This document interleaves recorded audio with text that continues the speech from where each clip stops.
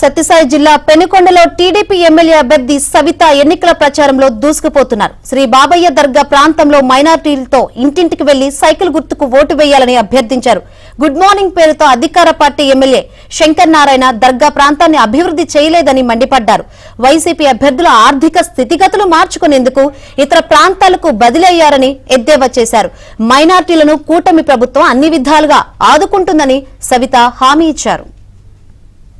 చెప్పాము ఆయన 19లో కూడా గుడ్ మార్నింగ్ పెనుగొండ అంటే పెనుగొండ రూపురేఖలు మార్చేస్తానని చెప్పి ప్రజలతో ఓటు వేయించుకొని ఈరోజు మైనార్టీల ద్రోహి ఎవరంటే వైసీపీ పార్టీ అనేది చెప్పాలి. గతంలో తెలుగుదేశం ప్రభుత్వంలో మైనార్టీలు గౌరవించిన పార్టీ తెలుగుదేశం పార్టీ. కనీసం రంజాన్ తోఫా కూడా ఇలేని పార్టీ వైసీపీ పార్టీ. ఓట్లు వేయించుకున్నారు, గుడ్ మార్నింగ్ అని చెప్పారు.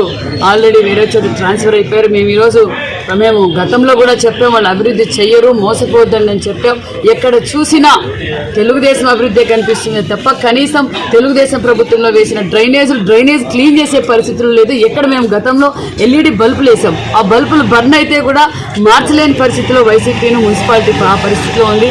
ఈ వార్డులోకి వెళ్తూ ఉంటే మైనార్టీ వార్డులకి పెనుగొండ టౌన్ అంతా చూస్తే ఎక్కడ డ్రైనేజ్ అక్కడ ఉంది, గలీజు చుట్టూ కుటుంబాలు ఉన్నాయి, ఏమాత్రం మెయింటెనెన్స్ లేదు. పక్క డ్రింకింగ్ వాటర్ సమస్య ఉంది, సీసీ రోడ్ల సమస్య ఉన్నాయి.